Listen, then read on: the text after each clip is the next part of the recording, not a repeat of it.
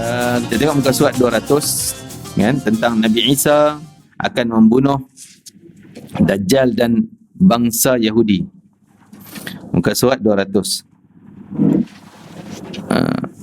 Jadi ini cerita telah Nabi Isa dah turun di Manaratul Bayda, di Menara Putih Damsyik ataupun Damaskus, dan Nabi Isa turun di waktu duha. Bismillahirrahmanirrahim. Assalamualaikum warahmatullahi wabarakatuh. Alhamdulillah wassalatu wassalamu ala Rasulillah, ma ba'd. Jadi Yayasan Ar-Riayah ni satu yayasan yang menjadi penaung kepada Madrasah At-Tazkiyah yang dah jalan. Madrasah At-Tazkiyah ni dulu mula Madrasah At-Tazkiyah mula di rumah di Pantai Dalam KL, lepas tu pindah ke USJ 1 ni sebelah Surau An-Nur Syafi'i tu. Beroperasi lama juga di situ. Jadi dah makin pelajar makin ramai, tak muat tempat, kita cari tempat lain di Ampang. Buat di Ampang sekarang ni masih ada di sana. Dah berjalan hampir 10 tahun dah Madrasah Tazkiyah. Cuma akhirnya ada jemaah nak mewakafkan tanah, jumpa dengan Habib Omar setuju mewakafkan di Teluk Panglima Garang. Kalau siapa di kawasan tu, jalan Kebun Baru, dekat dengan Masjid Batu 10, Jalan Masjid Batu 10. Kembar tanah kita ni, kembar dengan tanah masjid. Jadi bila dah ada orang nak wakaf dua, itu jadi Allah permudahkan. Mulai kita ingat 2 ekar je. Itu dia kata ada sebelah ni yang pewaris dah bertingkat-tingkat dah. Kita cari jalan nak beli. Dipermudahkan dapat beli 2, dah kembar jadi 4. Lepas tu orang sebelah pula, arwah ayah dia meninggal, dia tak nak lah, nak jual je lah. Dia pun cari kita nak jual 2, jadi kembar 6. Dipermudahkan cantik, satu lurus lah 6 ekar tu. Jadi dah lama kita nak membina. Memanglah Habib Ali dia kita punya pengurusi, dia tak nak lah buat macam madrasah lain. Kebanyakan madrasah lain main bina dulu, lepas tu kemudian lah minta kelulusan. Dia tak nak, dia nak biar proper punya, ikut undang-undang saluran. Jadi tu yang jadi lambat. Macam-macam lah jabatan tanah. Kita pun tak tahu. Ada seorang Haji Uzair tu, Masya Allah, dia pengalaman kontraktor besar. Jadi dialah yang jadi project manager kita, yang menguruskan semua A sampai Z daripada tanah kosong tu. Nak jumpa jabatan tanah apa segalanya. Sehingga sekarang ni akhirnya, pendekkan cerita, dah ada nak dibina ke atas 2 ekar tu, dan kita jangka tahun depan akan siap secepat mungkin. Kalau secepat mungkinnya, mungkin Syawal lah tahun depan. Jadi kita mengalu-ngalukan rombongan, mungkin tahu Kak Salwa nak pergi melawat tengok ke kan, rombongan nak pergi tengok kan. Kita kan buat majlis, kalau nak kita boleh bincang lah majlis apa kita nak buat kan, jamaah raya ke sana. Dia sebelah rumah Datin Haizura, Datuk Ismail, belakang rumah dia lah. Jadi boleh kalau nak tu kita merancang untuk buat. Mungkin bila bincang dengan Ustaz Bashir. Ustaz Bashir salah seorang pengurus lah yang menguruskan Yayasan Ar-Riayah. Kita sama satu tim sebenarnya, tak bagi kat saya, melalui dia sama juga, masuk tabung yang sama juga kan. Jadi kita sangat mengharaplah, sebab Habib Omar setiap tahun datang, dia akan tanya macam mana projek tanah, projek madrasah, dah lama dah. Jadi kita tersangkut dengan urusan orang kata birokrasi lah, pergi sana lompat sini lompat sana. Jadi alhamdulillah kelulusan semua dah okey.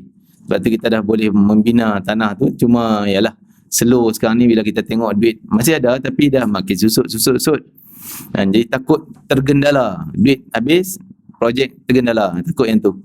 Jadi kita sangat kempen lah untuk membantu menderma-derma ni, terutama orang Subang Jaya ni. Tahu sajalah kan, banyak orang yang banyak pemurahnya, yang minta banyak. Jadi Kak Salwa kena bagi prioriti lah pada saya kan. Bukan duit masuk poket saya, masuk yayasan kan.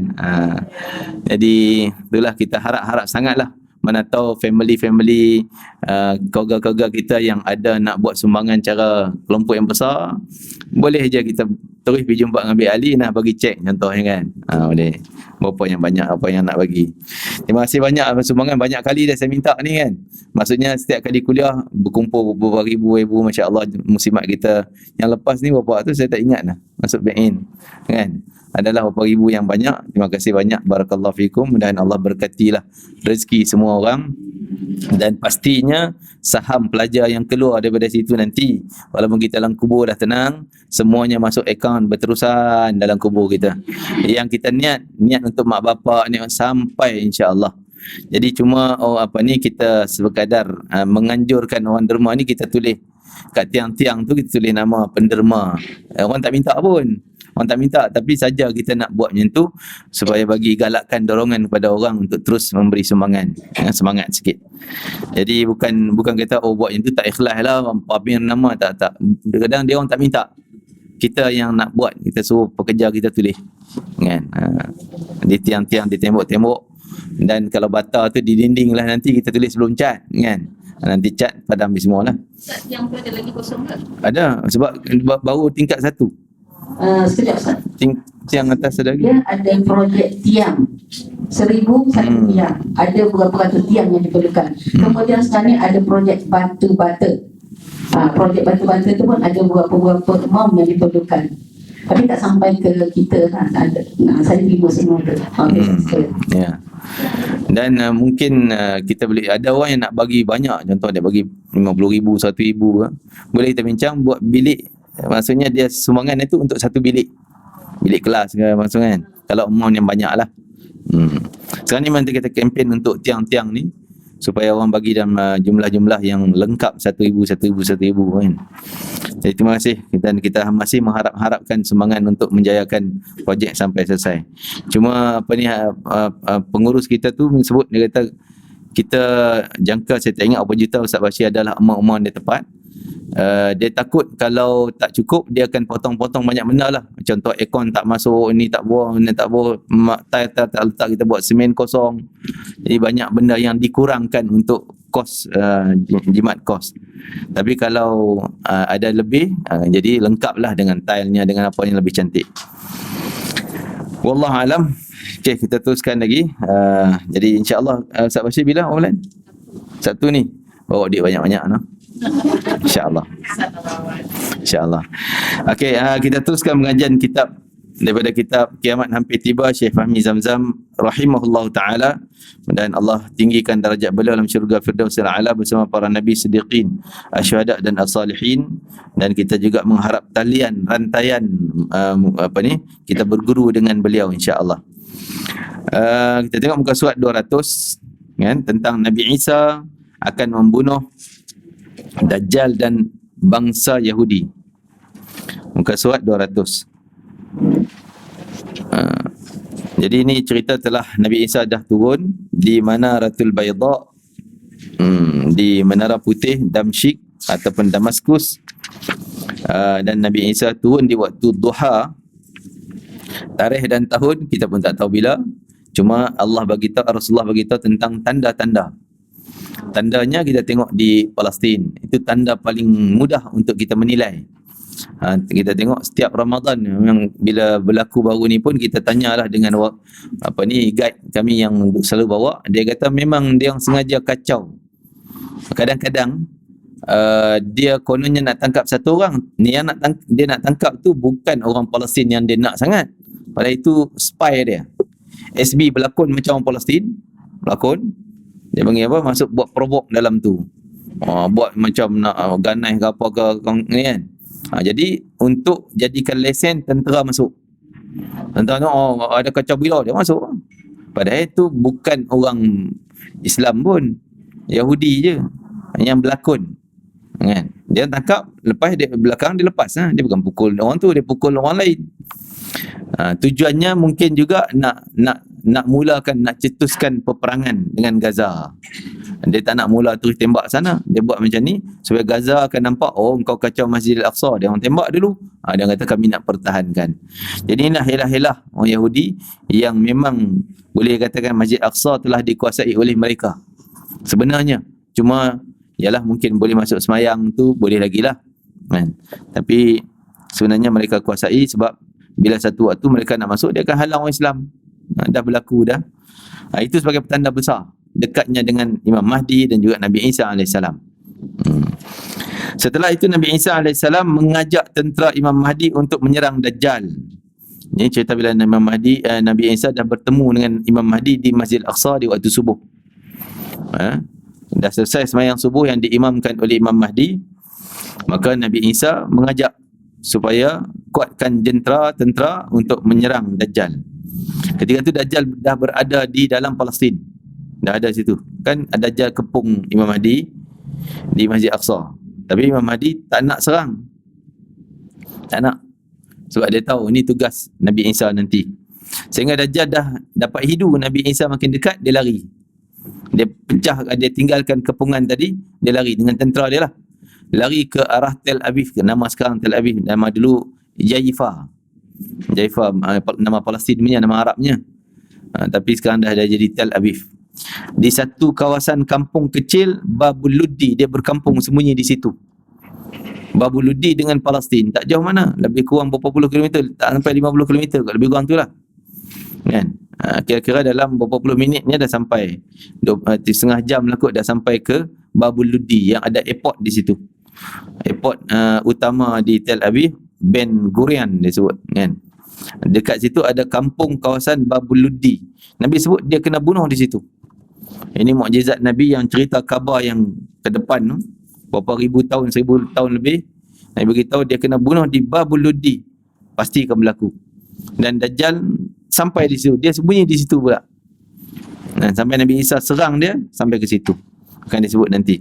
Apabila Dajjal melihat Nabi Isa AS, bila bertembung, Nabi Isa kejar dia, keluar waktu selepas subuh tu dah keluar, kejar Dajjal.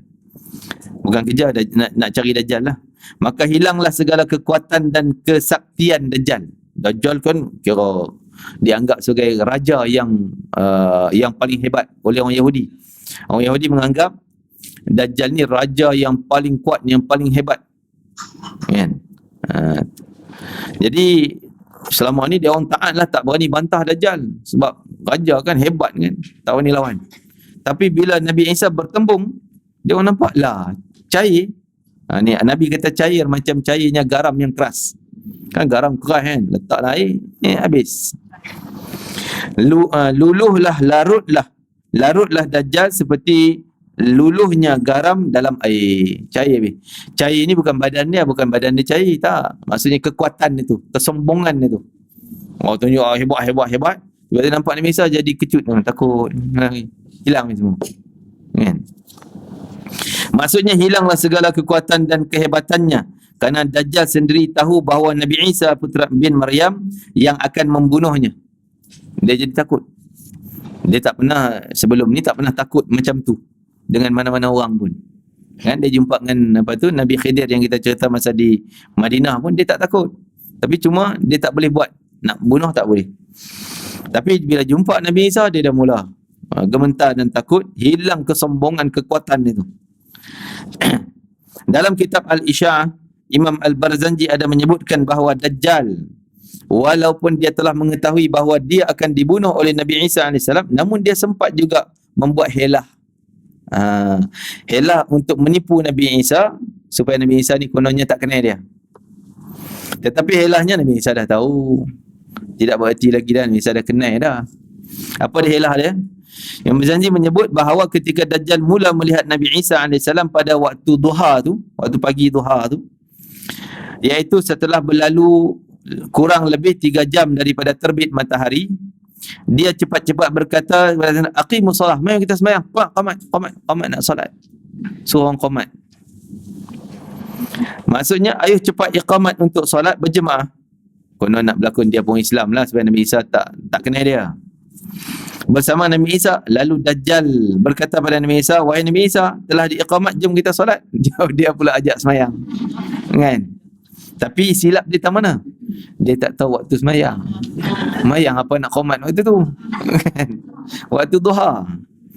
Dengan perkataan itu Dajjal seakan menunjukkan iltizamnya, keteguhan pendiriannya dengan ibadah solat, supaya Nabi Isa menyangka bahawa dia bukan Dajjal yang dicari oleh Nabi Isa AS. Sebenarnya helah Dajjal itu sangat lemah, sama sekali, dan telah menunjukkan kebodohannya sendiri tentang waktu ibadah solat itu sendiri. Solat apa yang mahu dikerjakan oleh Dajjal pada ketika itu, sedangkan sudah berlalu 3 jam daripada terbit matahari, lebih kurang pukul 9 pagi. Ini menunjukkan bahawa Dajjal itu sendiri tidak mengetahui waktu solat fardu dalam Islam. Kita pula jangan silap waktu sembahyang tau. Mai Zuhur ni tengok-tengok pukul 11. Ni Dajjal ke apa ni? Nabi Isa AS telah mengenali Dajjal mengikut sifat-sifatnya yang telah diberitahu oleh Allah Ta'ala. Sifatnya dia adalah sebesar-besar manusia, badan giant. Tak pernah ada daripada awal cipta Adam sampai akhir zaman manusia yang lebih besar daripada Dajjal.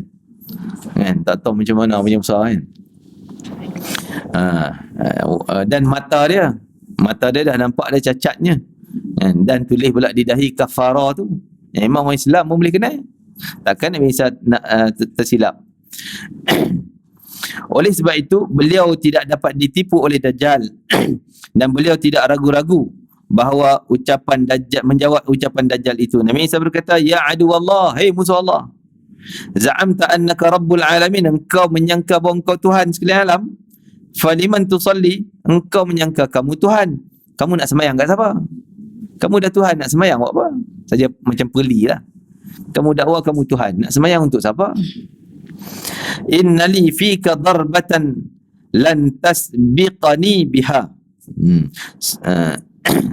Sesungguhnya Allah telah menentukan bahawa aku yang akan bunuh engkau. Dengan satu tikamannya, satu pukulannya maka mati. Tidak mungkin engkau terlepas daripadanya pukulanku ni, dan tidak mungkin engkau terlebih dahulu membunuh aku. Allah tetap, engkau tak boleh bunuh aku tetap bunuh engkau sekali je. Ketika itu Dajjal cuba lari. Tadi duduk dekat dengan Nabi Isa, dia lari. Namun usahanya itu sia-sia.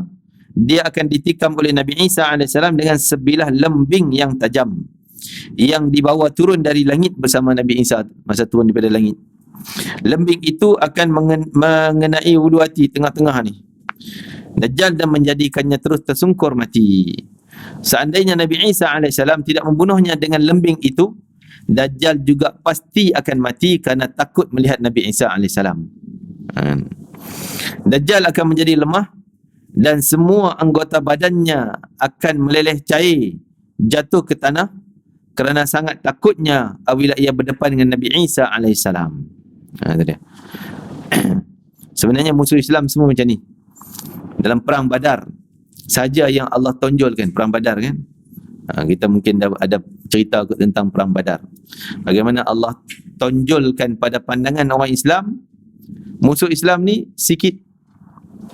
Padahal bilangan dia banyak. Musuh Islam Badar kan 1000. Bagi nampak kecil, nampak sikit. Dan musuh Islam pula nampak tentera Islam ni kecil. Sama-sama nampak sikit. Supaya apa? Musuh nampak kecil, beranilah nak serang. Allah dah tetap dah perancangan. Dia berani serang supaya Allah bagi terus azabnya. Dan kalau dia nampak besar Nabi Muhammad tentera hebat, so pasti dia lari awal-awal. Kan? Abu Jahal lah yang terus bagi semangat untuk serang. Tapi apa jadi? Sebaliknya mereka kalah. Jadi begitulah Nabi Isa ni, maksudnya bila musuh dia akan gementar. Semenjak tu antara keistimewaan Nabi Muhammad SAW dan umat Nabi Muhammad yang berpegang pada ajaran Nabi, sudah pasti musuh akan rasa gerun, takut nak berdepan dengan tentera Nabi Muhammad sebulan sebelum perang. Dah gelisah, dah tak senang duduk dah. Ini terbukti dalam perang Uhud. Perang Badar mereka tak rasa lagi. Kan, tak rasa lagi. Tapi dalam perang Uhud mereka datang juga kerana terpaksa, macam tak nak datang. Tak berani nak datang tapi dah terpaksa. Abu Sufyan serah paksa untuk datang. Datang juga. Dah gementar takut ni, takut. Pergi juga. Dah mula rasa gerun. Begitu dalam perang Badar yang kedua. Bila Badar kedua? Badar pertama tahun berapa? 2 Hijrah. Tahun 3 Hijrah berlaku perang Uhud. Setahun selepas Uhud, tahun 4 Hijrah akan berlaku perang Badar. Sebab Abu Sufyan cabar, kita berseri satu sama. Badar engkau Muhammad menang, Uhud kami menang. Kita lawan sekali lagi untuk menentukan siapa menang. Janji jumpa di Badar tahun depan. Pergi Badar, masa tu tentera musuh dah gementar takut. Jadi mereka tak berani keluar untuk serang lawan dengan Nabi Muhammad, tapi mereka hantar seorang munafik, upah dia 100 ekor unta, kau balik Madinah, dia orang Madinah tapi dia pergi Mekah. Balik Madinah, engkau sebarkan berita, kata kami tentera kuat, lagi hebat. Supaya nak takutkan orang Madinah jangan keluar. Ni ayat ni nanti kita bagi tahu untuk jadikan amalan tu. Nabi ajarkan supaya musuh gerun yang kita, kan? Jadi maka Nabi SAW siap, dah sampai tarikh yang dijanjikan nak pergi Badar. Ketika tu musuh tadi munafik datang, oh jangan pergi, aku baru balik Mekah, dia orang tentera besar, senjata lagi hebat, nak menakutkan. Terkesan ada sahabat yang rasa gerun, takut nak pergi. Nabi terus bangun berdiri. Ketika tu Nabi ajak, semua tak bangun. Nabi bangun, wallahi kalau aku seorang pun aku akan pergi. Nabi sebut hasbunallah wa ni'mal wakil. Hasbunallah wa ni'mal wakil. Bangunlah sahabat-sahabat yang lain. Hanya berapa orang je yang ikut, 100 orang lebih yang ikut Nabi SAW. Pergi, rupanya musuh yang tak berani datang. Tak datang pun, sampai Badar tengok kosong, apa pun tak ada. Jadi Nabi kan bawa bekalan, kurma apa semua, pergi dah musuh tak ada, berniaga lah. Jual, trade, jual barang, beli barang, dapat untung banyak, kan? Pergi nak perang, tak jadi perang, berniaga, untung besar pula, balik dengan keuntungan yang besar. Sahabat yang tak pergi tu rasa menyesal, kan? Itu kata para ulama, surah Ali Imran. Kita baca ayat tersebut, ayat 1, tak ingat pula nama ayat dia. Surah Ali Imran, Allah Ta'ala sebut, الذين قال لهم الناس إن الناس قد جمعوا لكم فاخشوهم فزادهم إيمانا وقالوا حسبنا الله ونعم الوكيل. Ayat surah Al-Imran ayat 173. Imam Habib Omar dan para habaib kita anjurkan baca hasbunallah wa ni'mal wakil ni sekurang-kurang 70 kali pagi, 70 kali malam sebelum tidur. Bukan nak bagi orang gerun, tidak. Tak gerun mana pun, kan? Cuma kalau ada orang niat jahat pada kita, lindung. Dia melantun balik jahat tu ke dia sendiri. Orang nak kacau kita, nak ganggu kita, kejahatan yang dia buat tu kena ke dia, kita tak kena apa-apa. Allah lindung. Dan kita dapat lagi untung, lagi segar, lagi sihat, lagi baik, lagi okey. Tu. Cuma cara bacanya, cara nak amal sebaiknya dengan cara macam ni. Macam mana? Kita baca dulu ayat 173 Ali Imran. Nanti carilah, kan? Tengok muka surat dia 72. 72 nombor ayat 173 Ali Imran. Ayat tu duduk bawah muka terakhir, kan? Bawah sekali. Baca dulu full. Alladzina qala lahumun nasu innan nas sampai hasbunallahu wa ni'mal wakil. Tu ayat 173. Kita ulang hasbunallahu wa ni'mal wakil 70. Hasbunallahu wa ni'mal wakil, hasbunallahu wa ni'mal wakil, hasbunallahu wa ni'mal wakil, hasbunallahu wa ni'mal wakil. Sampai 70 kali. Lepas tu baca satu ayat atau dua ayat selepas itu pula. 174, 175. Faham tak? Ulang balik, Mulanya kita baca dulu ayat 173. Baca full ayat 173 tu. Lepas tu ulang hasbunallahu wa ni'mal wakil, hasbunallahu wa ni'mal wakil 70 kali.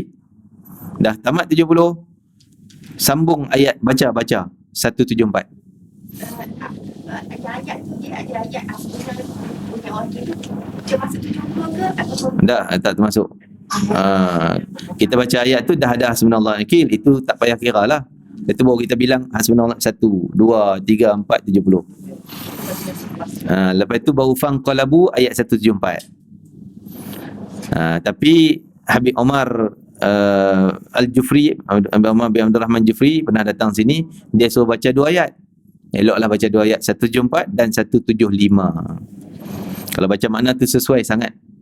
Allah kata fanqalabu, Allah tukarkan kegerunan perang tadi dengan nikmat yang banyak. Bi ni'matin minallah wa fadlin, kurniaan Allah bagi untung banyak lagi pula, kan? Lam yamsa sunsu, tak kena langsung kesakitan. Tak kena langsung kesakitan. Malah dapat redha Allah pula. Allah redha pula. Wallahu dzul fadlil azim. Allah maha besar kurniaannya. Innama dzalikum syaitan, sebenarnya syaitanlah yang menakut-nakutkan wali-wali Allah. Menakutkan wali-wali Allah. Fala takhafum, jangan kamu takut dengan mereka, syaitan tu. Wa khafuni, takutlah kamu dengan aku, kata Allah. In kuntum mu'minin, kalau kamu betul-betul beriman. Jangan takut. Kita takut sangat orang tu nak kacau kita, orang ni nak kutuk kita, orang ni nak buat fitnah. Oh lah, risau duk tak senang. Macam ni. Apa nak takut? Dia nak buat, dia buat dia punya pasal. Kita pegang pada Allah. Allah yang jaga kita. Kan? Jadi 70 kali pagi, 70 kali malam. Tapi kalau Habib Kazim pula ijazahkan pada saya, dia kata kalau ada kes besar, oh dia tu memang target sungguh, berapa orang ni nak target kita ni, kes besar lah, nak kacau menyakiti kita ni, yang tu kita tambah sikit ni, ramuan dia tambah sikit, kan? Buat macam tadi juga, baca ayat tu dulu 173, lepas tu ulang 450 kali. Itu buat malam, tengah malam. Hasbunallah tu 450. Ulang tu yang 400. 70 kali, dah habis 70 kali baru baca 174. Sistem dia macam tu lah. Kalau nak buat 450 pun macam tu juga. Cuma bilangan tu beza daripada 70 jadi 450. Baca dulu ayat pertama tadi, lepas tu ulang 450, sambung pula ayat yang tu, yang kedua, yang ketiga tu. Itu sistem dia. Dan kita doa lah, minta ya Allah lindungi aku daripada jahat orang tu, orang ni dan sebagainya. InsyaAllah Allah bantu kita. Dan kadang-kadang kita tak tahu pun orang nak buat jahat pada kita. Jadi dia sendiri rasa dia nak kacau kita, kena ke dia, kita tak tahu pun. Allah yang ni, semuanya bergantung pada Allah Ta'ala. Jadi sampai situ tadi kita ni. Macam mana kisah Dajjal tadi? Tang mana nak baca ni? Nak sebutnya Dajjal jumpa Nabi Isa, gementar gerun, takut. Sebab dia musuh pada Allah Ta'ala, maka dia gementar dengan orang yang baik, Nabi Isa AS.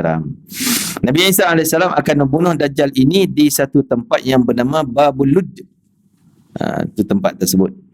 Masa kami lalu, daripada Baitul Maqdis kami nak pergi Tel Aviv, pernah masa saya pergi dulu lah, kan? Lalu di kawasan dekat Babul Lud ni, highway, pokok rokot penuh. Dia tanam pokok rokot. Yang Nabi kata, orang Yahudi akan lari belakang batu, belakang pokok, batu pokok semua cakap, orang Islam, mas, Yahudi sembunyi belakang aku ni yang bunuh. Kecuali pokok gharqad saja yang tak cakap macam tu. Jadi kita pun, kalau tanya saya pun tak boleh jawab. Cakap macam mana pokok, cakap bahasa Arab ke, pokok cakap suara macam mana ke, wallahualam, tak tahu. Kan? Jadi kecuali pokok tu yang melindungi orang Yahudi, sehingga disebut pokok gharqad ni pokok Yahudi. Kan? Gharqad. Dia tanam pokok sepanjang highway tu, rimbun, tak pernah putus, tak putus. Jadi memanjang sebelah highway. Dah siap, dia dah yakin dengan hadis ni, kan? Dia tetap juga jahat dia tetap juga kumpul di situ, kan? Jadi banyak pokok gharqad, malah kan dia orang rampas zaitun, ladang zaitun orang Palestin. Tengah-tengah dia tanam zaitun, tepi-tepi jadi pagar tu semuanya pokok gharqad. Jadi dan dia punya daun dia rimbun. Memang kalau kita nampak, dia orang boleh bersembunyi dalam pokok tu, rimbun. Itu je yang tak cakap pada orang Islam. Di Babul Ludi, dekat dengan Baitul Maqdis, setelah berlalu 3 jam daripada terbitnya matahari pada hari kedua, beliau turun dari langit. Itu time dibunuh Dajjal. Apabila Dajjal telah mati, Nabi Isa AS meneruskan jihadnya dengan dibantu oleh Imam Mahdi dan tenteranya. Jihadnya apa? Bunuh orang Yahudi pula. Perang orang Yahudi. Mula-mula Nabi Isa AS akan membunuh tentera-tentera yang setia dengan Dajjal, yang diikut Dajjal tu, yang terdiri daripada 70,000 orang Yahudi dan bangsa-bangsa lain yang menyokong semuanya, kan, orang Yahudi tu. Jadi orang Yahudi ni bangsa asal keturunan, tapi kalau sekarang ni macam-macam, daripada bangsa Afrika, Arab, kan, dia asal atasnya Yahudi lah keturunan dia orang. Morocco, daripada Arab Morocco, Arab Yaman, Arab, dia kutip semua mai duduk di Palestin ni, duduk di tanah jajahan. Masuk orang Afrika banyak, Afrika Selatan, dia kutip mai. Sebab tu masa kita masuk tu, tentera-tentera dia tengoklah macam lah, ingat Yahudi ni putih, handsome macam-macam hitam-hitam ada, kan. Dah berkembang dalam negara-negara yang masing-masing lah. Mula-mula Nabi Isa akan bunuh tentera yang setia pada Dajjal yang terdiri daripada 70,000 orang Yahudi dan bangsa lain. Mereka akan dibunuh oleh Nabi Isa AS di kawasan Baitul Maqdis, juga di kawasan sekitar. Boleh katakan kawasan penempatan Yahudi semua. Tebing baratnya yang ada orang Islam. Sehingga tidak tinggal seorang pun di kalangan mereka kecuali akan dibunuh oleh Nabi Isa AS dan tenteranya. Sebab tu sekarang ni tak ada kuasa yang boleh bunuh orang Yahudi, serang orang Yahudi di Palestin. Kalau Imam Mahdi pun takkan berlawan, takkan kuasa kita sekarang ni nak lawan. Takkan boleh lawan. Cuma kita tetap berdoa lah. Tugas kita doa, ya Allah selamatkanlah Palestin, selamatkanlah orang Islam, hancurlah orang Yahudi. Doa je lah. Tapi Allah dah tetap benda tu kan. Dia memang menguasai dunia. Walaupun dia duduk dalam negara kecil, tapi dia kuasai dunia. An Abi Hurairah radhiyallahu anhu anna Rasulullah SAW qala la taqumu as-sa'ah hatta yuqatilu al-muslimun al-yahud hatta yakhtabi al-yahudi min wara'i al-hajar wal-shajari fayaqulu al-hajar wal-shajaru ya muslim hadha yahudiyyun khalfi ta'al faqtulhu illa al-gharqad fa innahu min shajaril yahud. Sayyidina Abu Hurairah radhiyallahu anhu bahawasanya Rasulullah SAW bersabda, tidaklah akan terjadi kiamat sehingga kaum muslimin membunuh sekalian orang Yahudi. Bukan perang saja, bunuh tu, mati semua. Apabila orang Yahudi itu bersembunyi di sebalik batu dan pohon kayu, maka batu dan pohon kayu itu akan berkata, hai orang Islam, inilah orang Yahudi yang ada di belakang saya, datanglah dan bunuhlah dia, kecuali pokok gharqad, semacam pokok yang berduri, kerana sungguhnya pohon ini adalah daripada pohon Yahudi, oleh sebab itu ia melindunginya. Riwayat Imam Bukhari Muslim. Hadis ini menjanjikan kemenangan yang sangat besar kepada kaum muslimin yang memerangi orang Yahudi. Walaupun orang Yahudi merancang dan berusaha sedaya upaya untuk membunuh dan menyesatkan umat Islam, namun akhirnya orang Yahudi akan binasa juga dalam kepungan umat Islam. Umat Islam akan membunuh dan menghapuskan semua kaum Yahudi yang ada di atas permukaan bumi ini dengan pimpinan Nabi Isa AS, dan umat Islam akan ditolong oleh makhluk-makhluk Allah SWT yang lain, sehingga batu, pokok pun akan memberi pertolongan pada mereka. Semua orang Yahudi akan dibunuh. Begitu juga orang Nasrani, Kristian awal lagi semenjak Nabi Isa turun, kecuali yang masuk Islam. Yang sempat masuk Islam, selamatlah dia daripada kematian. Maka dia akan selamat daripada pembunuhan. Selain daripada dibunuh, orang kafir tidak boleh menghirup nafas Nabi Isa AS. Kan disebut Nabi Isa ni ada macam aroma dia.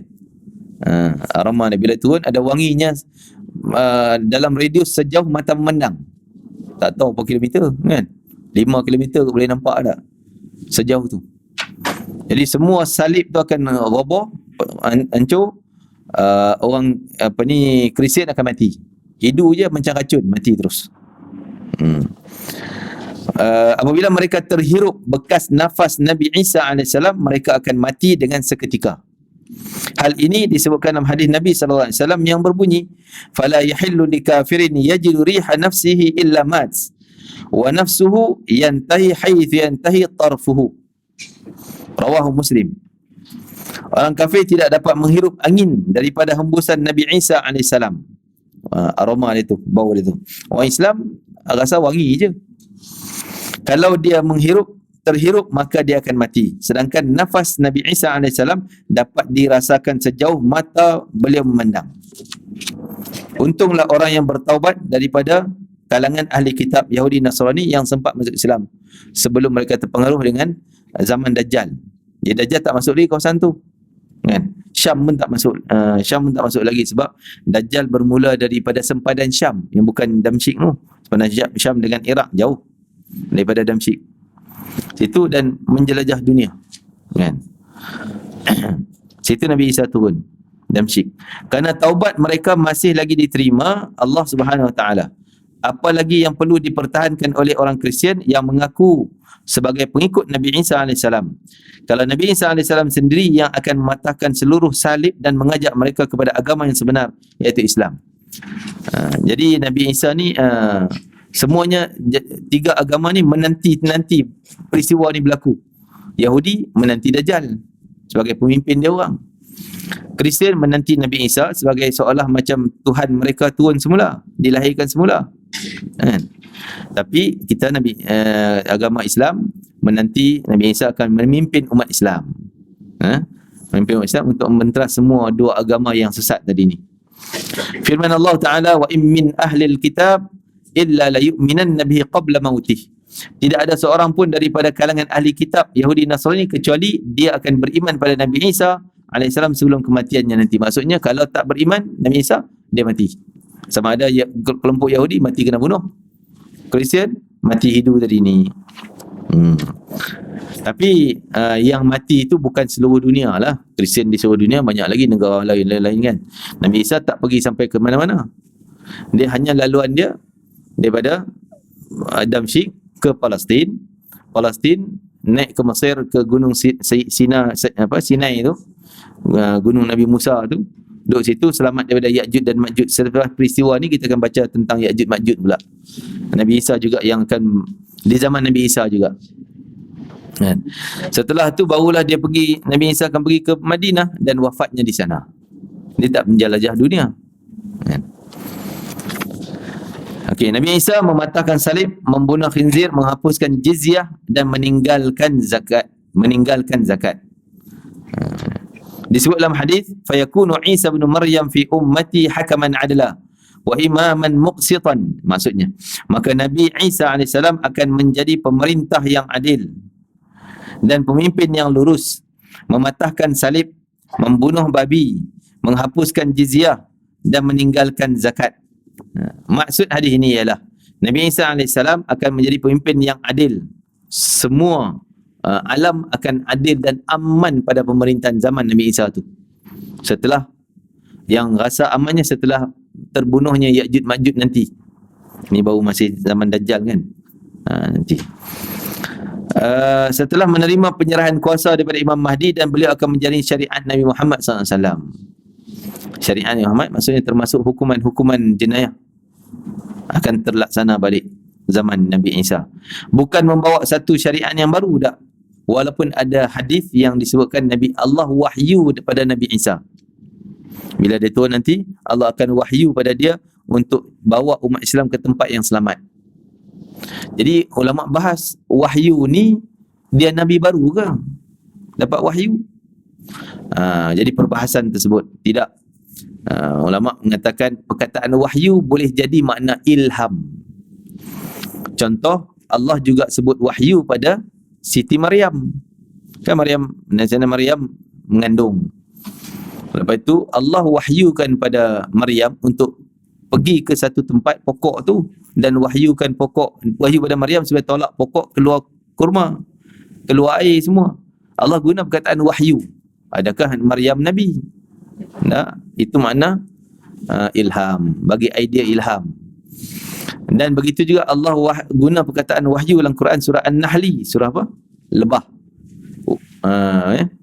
Wahyu kepada lebah untuk buat sarang.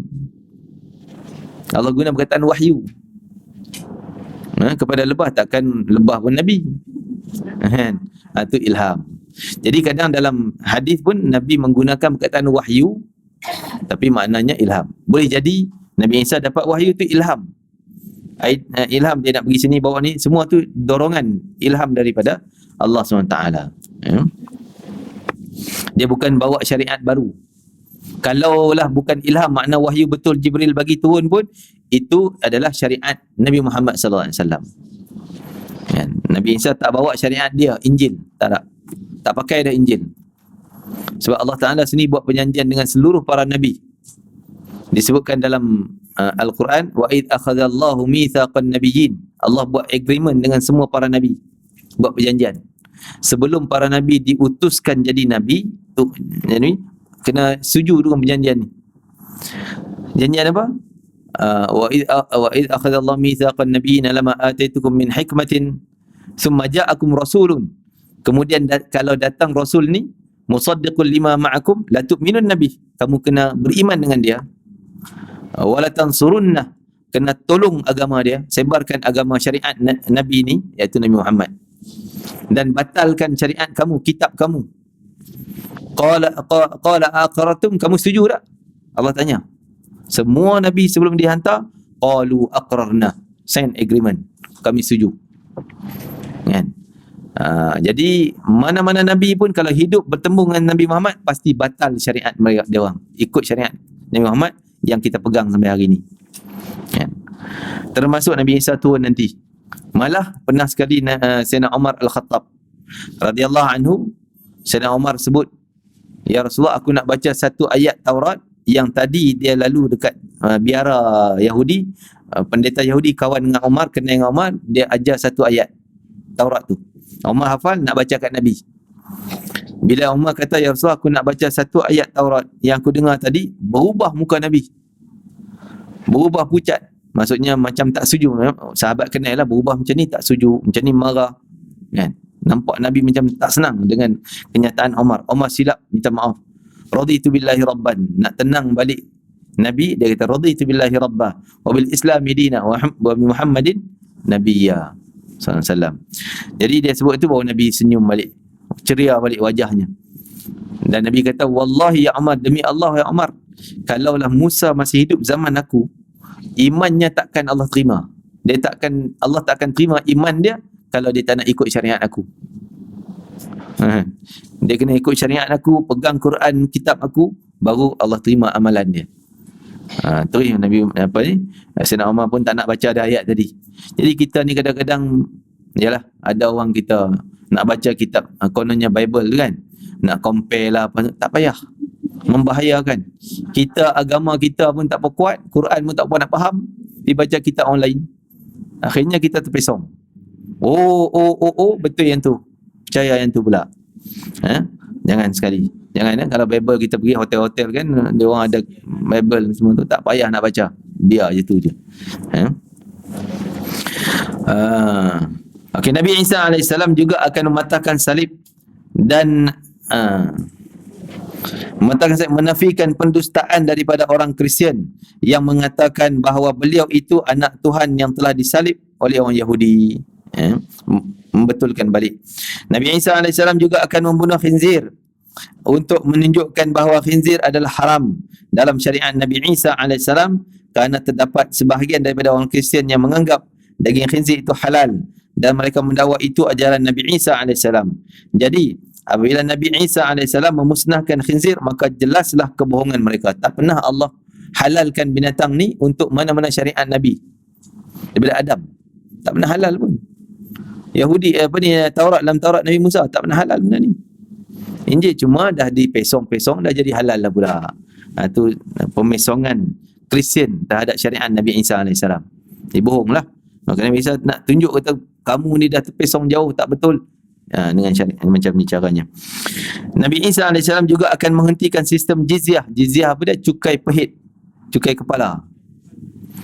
Orang cukai kepala zaman Nabi dikenakan pada orang bukan Islam. Kan, kena bayar cukai untuk dia hidup aman di bawah negara Islam. Orang Islam tak ada cukai kepala. Tapi ni mukjizat Nabi sebut, Nabi Isa stopkan jizyah. Jizyah apa dia? Jizyah kepada orang Islam.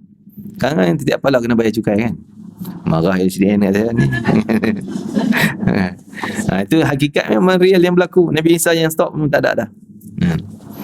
Kerana sudah tidak ada lagi orang kafir yang tinggal dalam negara Islam, mungkin daripada orang kafir ni, yang akan dipimpin oleh Nabi Isa AS itu. Kalau ada orang Yahudi Nasrani, kemungkinan mereka akan mati kerana mencium nafas Nabi Isa, atau mereka akan dibunuh, ataupun mereka akan masuk Islam.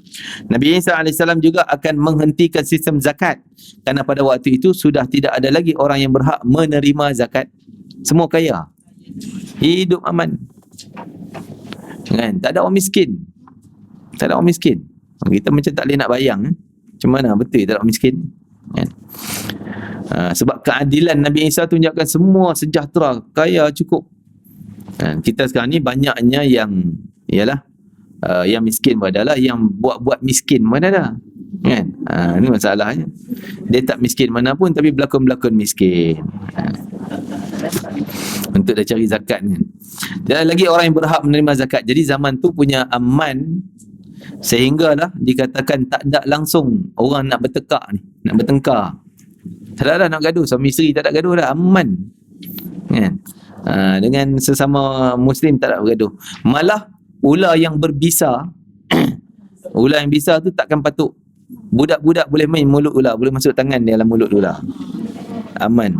Harimau apa binatang ni takkan serang orang, takkan punya aman zaman. Tapi tak lama zaman tu. Hanya beberapa tahun. Ya, beberapa tahun saja. Ucapan terakhir daripada Dajjal. Terakhir daripada Dajjal. Seperti yang telah kita ketahui bahawa Dajjal telah membawa sebesar-besar fitnah, ujian yang tidak pernah berlaku seumpamanya di atas muka bumi ini. Sangat ramai orang yang akan tertipu dengan helahnya. Orang yang lemah imannya lagi mudah terpedaya dengan muslihat Dajjal. Walaupun nampak dia beriman, walaupun nampak dia amalan, tapi bila berdepan dengan Dajjal habis. Tu kita kena cari benteng lain. Selain ada benteng amalan, ada benteng lain untuk selamat ni. Kemunculannya merupakan salah satu di antara tanda kiamat yang besar dan merupakan salah satu di antara keyakinan yang dipegang oleh Ahlussunnah wal Jamaah. Jadi, hadis yang telah disebutkan oleh para ulama, terutama apa yang disebutkan oleh Imam Bukhari, Muslim, jelas menunjukkan kepada kita bahawa Dajjal itu pasti akan muncul dan kemunculannya merupakan satu ujian Allah Subhanahu wa taala terhadap hamba-Nya. Selain itu, ia juga jelas bahawa Allah SWT telah memberikan kepadanya beberapa keistimewaan dan kekuasaan seperti menghidupkan orang yang telah mati, memberi kesuburan dan kekayaan kepada golongan yang mengikutnya dan percaya kepada ketuhanannya. Dia juga memiliki seumpama syurga dan neraka dan dua buah sungainya. Manakala hujan pula akan turun mengikut perintahnya, maka segala ini akan berlaku menurut kehendak dan ketentuan Allah Subhanahu wa taala. Kemudian Allah Subhanahu wa taala akan menghilangkan semua keistimewaan ini dan menjadikannya lemah daripada membunuh lelaki mukmin itu untuk kali yang kedua, dan dia sudah tidak dapat membunuh siapa lagi. Siapa dia? Nabi Khidir tu kan. Setelah kejadian terhadap lelaki mukmin itu, akhirnya segala sesuatu yang dimilikinya menjadi hancur dan akhirnya akan dibunuh oleh Nabi Isa AS. Allah SWT akan memenangkan golongan yang beriman dan membasmi segala bentuk syirik dan kekufuran. Daripada apa yang disebutkan dalam hadis-hadis yang lalu, kita juga dapat mengetahui bahawa Dajjal mengaku sebagai Tuhan yang berkuasa. Walau bagaimanapun, Allah SWT juga telah menzahirkan bukti yang jelas dalam diri Dajjal yang dapat menunjukkan kebohongan dalam setiap pengakuannya itu, iaitu di mukanya dengan dibutakan matanya dan yang kanan, maka dia kelihatan kecut seperti buah anggur yang kering. Begitu pula matanya yang kiri tertonjol ke hadapan. Jadi bagaimana dia boleh mengaku sebagai Tuhan yang berkuasa sedangkan dia lemah untuk memperbaiki kecederaan, kecacatan yang jelas ada dalam dirinya sendiri, dan dia juga tidak dapat memadamkan tulisan yang terpampang di atas dahinya yang menunjukkan kekafiran tadi. Oleh sebab itulah orang yang tertipu dengan Dajjal hanya orang yang lemah pendiriannya, bodoh pada akalnya, mempunyai kepentingan untuk merebut kesenangan dunia. Yang kalah tu bukan kerana kadang dia tahu Dajjal, tapi pasal nafsu dia nak harta Dajjal tu. Bila dia ambil juga, habis dia jadi pengikut. Bukan dia tak tahu, mungkin dia kenal ni Dajjal ni musuh ni, Nabi bagi tahu musuh, dia tahu, tapi dia tetap nak benda tu. Kan, nak makanan ke, kekayaan dan sebagainya. Itu ya, surah Kahfi itu pengajaran dari surah Kahfi. Kita ambil tiba dia ada 4 kisah besar dalam surah Kahfi itu. Jadi sebab tu pernah ditanya kenapa surah Kahfi ni jadi benteng, mungkin saya sebut dah. Benteng kenapa? Sebab ada 4 kisah tu. 4 kisah menunjukkan kerosakan seorang. Dajjal guna cara tu untuk merosakkan orang beriman. 4 senjata dia. Senjata kononnya dia sebagai Tuhan, dan harta benda, kuasa, dan juga ilmu pengetahuan. Jadi untuk selamat juga kita tengok bagaimana cara selamat dalam kisah 4 kisah tu. Ashabul Kahfi, Ashabul Jannah, kebun, kisah kebun, iaitu Nabi Khidir AS dan Zulkarnain. Itu semua 4 kisah untuk menyelamatkan. Bagaimana mereka selamat? Itu patut kita cari jalan selamat demikian. Jadi sangat penting untuk kita ambil iktibar daripada surah Kahfi, kisah-kisah tadi ni. Dia kata Dajjal sendiri sebenarnya menyedari kelemahannya ini, dan ia tahu bahawa dia adalah seorang pembohong, Oleh sebab itu dia tidak mahu tinggal lama-lama di satu tempat. Dia risau ada orang yang berfikir dan meneliti segala kelemahannya, lalu orang itu tidak mahu lagi percaya dengan ketuhanannya. Oleh sebab itu Rasulullah SAW telah menyebut tanda utama Dajjal itu iaitu buta mata yang kanan. Dah baca tadi dah. Yang kanan dan tertulis dahinya, tanda kekafirannya. Maka orang yang berpegang teguh dengan hadis Nabi SAW tidak akan tertipu dengan fitnah Dajjal ini. Dan hal ini lebih jelas lagi akan diungkapkan oleh kaum mukmin yang telah dibunuh Dajjal kemudian dihidupkan semula dengan ucapannya, sebenarnya aku hanya bertambah yakin bahawa engkau adalah pembohong besar. Itu ayat yang saya tulis dulu minggu lepas kan? Minggu lepas pula. Itu kuliah lepas. Jadi kalau depan kita terserempak dengan Dajjal ataupun pengikut Dajjal, kita kena cakap, kadzibta, engkau pembohong, engkau bukan Tuhan kami, Allah lah Tuhan kami yang sebenarnya. Kepadanya lah kami bertawakal, kepadanya lah kami akan kembali. Kan? Kami akan kembali. Apa lagi penyuruhnya? Saya pula lupa. Habis main Dajjal ni macam mana nak baca? Lupa pula. Kami apa? Kami minta perlindungan last kali. Okey, ulang balik tadi. Engkau pembohong, engkau bukan Tuhan kami, Allah lah Tuhan kami. Kami bertawakal kepadanya dan kembali kepada Allah, dan kami mohon perlindungan Allah daripada kejahatan engkau. Kan? Kena hafal tu. Main apa ustaz sebut? Tak ingat. Tapi boleh kena hafal lah 10 ayat pertama surah Kahfi tu. Yang tu Nabi sebut yang tu dulu, baca yang tu dulu. Jadi hafal, jangan ni, kalau boleh hafal sambil, boleh baca sambil berjalan, baru dia melekat. Kan? Okey, jadi fitnah Dajjal adalah sebesar-besar fitnah yang berlaku di atas muka bumi ini sejak Allah Ta'ala menciptakan Adam sampai ke hari kiamat nanti. Oleh sebab itu, kesemua Nabi telah memperingatkan umat mereka daripada fitnah Dajjal dan juga telah mengajar kepada mereka jalan keluar dan selamat daripada godaannya. Rasulullah SAW adalah Rasul yang sangat sayang kepada umatnya. Baginda selalu mengingatkan kita daripada bahaya fitnah Dajjal. Nabi setiap kali pergi ke Gunung Uhud, Nabi cerita tentang Dajjal. Gunung Uhud, kita selalu pergi Gunung Uhud ni, makam syuhada Uhud. Itu bukan atas gunung, itu di lembah Uhud. Gunung tu yang besar tu, yang panjang. Kalau dapat pergi naik lah sekali-sekala, naik atas gunung tu. Bukan so naik puncak, dia ada satu taman tengah-tengah tu. Memang cantik kawasan tu, bas boleh masuk parking dah ada tu. Jadi Nabi selalu naik situ, Nabi akan cerita tentang Dajjal, bahaya Dajjal ni. Bahkan baginda menyuruh kita berlindung dengan Allah daripada godaan Dajjal, sama dengan menyuruh kita berlindung daripada siksaan api neraka, azab kubur. Ini jelas kita temui dalam doa yang telah diajarkan oleh baginda kepada kita, yang sunat, bahkan wajib mengikut Imam Taus dan Daud Az-Zahiri. Ni mereka menganggap doa tu wajib baca. Doa minta jawab daripada Dajjal tu. Kan? Doa itu dibaca pada setiap kali membaca tahiyat. Ada dalam buku ni kan, tahiyat akhir. Dalam solat, sebagaimana yang telah kita sebutkan sore ini, solat sunat pun baca. Para ulama salaf dan khalaf. Apa salaf? Ulama salaf, ulama yang termulia, iaitu dalam abad 3 abad pertama. 3 abad yang pertama. Dan ulama khalaf, ulama setelah tu. Sejak turun-temurun sentiasa mengingatkan anak-anak mereka daripada godaan Dajjal. Tiba-tiba kita tak minat nak ambil tahu, kan? Ulama, para nabi semua memberi peringatan-peringatan. Lebih utamalah kita untuk ambil tahu halnya.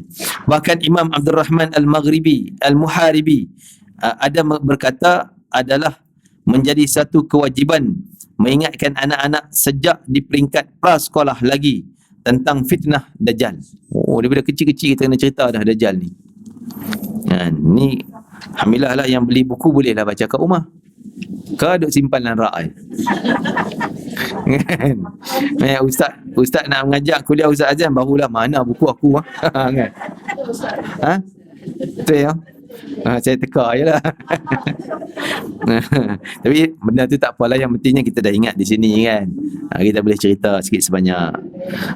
Semua ini merupakan usaha yang dibuat untuk memastikan supaya kita tidak menjadi mangsa fitnah Dajjal. Usaha seperti ini hendaklah diteruskan dan kesedaran umat tentang bahaya Dajjal ini hendaklah sentiasa ditingkatkan. Terutama pada zaman yang sedang kita alami sekarang yang dipenuhi dengan berbagai ujian yang kuat, di mana telah banyak yang melupakan sunnah Nabi dan ramai orang yang tertipu dan dengan racun budaya barat dan kehidupan yang bercirikan materialistik dan kebendaan. Semoga Allah SWT dengan limpah rahmatnya dan kurniaannya sentiasa melihara dan melindungi kita daripada segala ujian dan malapetaka, serta memperkuatkan iman, keyakinan kita, begitu juga anak cucu kita. Amin amin ya rabbal alamin. Wallahu ta'ala alam. Yang akan datang kita masuk dalam peristiwa yang akan terjadi setelah Dajjal kena bunuh. Apa jadi? Masuklah Ya'juj Ma'juj. Perang dulu. Apa raya ni? InsyaAllah. Ya.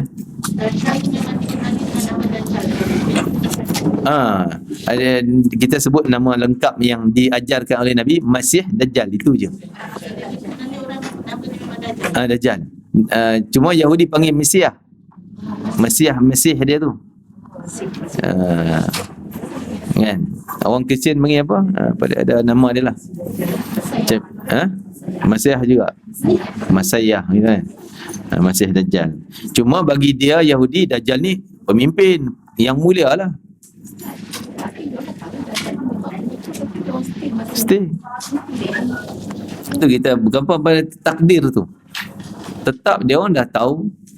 Sebab dia nak, kadang-kadang ialah bila dia tahu, kita sekarang pun kadang-kadang nak lantik pemimpin yang lurus sangat tak mahu lah. Lantik yang menipu-nipu lah, baru senang sikit.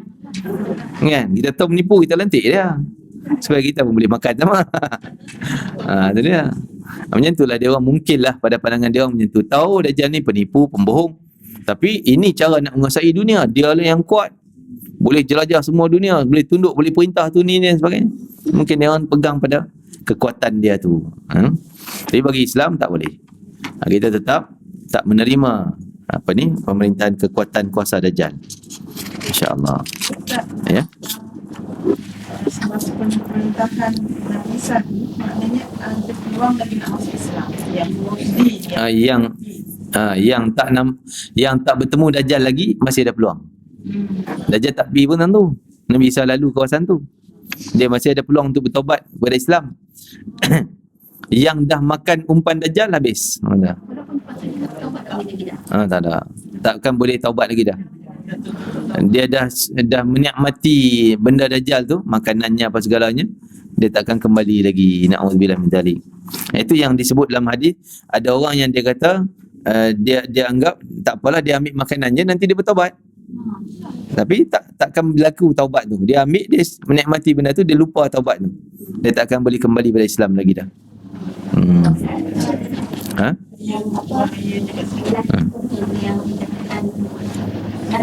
Nabi Khidir dalam apa? Tu jadi khilaf ulama. Khilaf jadi. Ya memang perbahasan kita pun dah sebut tentang Nabi Khidir ni banyak perbahasan. Yang pertama, dia nabi ke tidak, kan? Jadi ada kata bukan, ada kata dia nabi. Yang kedua, dia masih hidup ke dah mati, kan? Jadi ikut pengalaman para ulama sampai hari ini, pernah jumpa Nabi Khidir. Masih ada. Dalam dunia ni dia boleh pergi mana tempat. Kepada orang yang layak aja dia jumpa. Yang layak sungguh je dia jumpa. Dan jumpa dia akan perkenalkan, aku Khidir. Jangan pula jumpa member kita nama Khidir. Kan? Kan? Jadi contohnya Imam Bustami cerita dia pernah jumpa Nabi Khidir.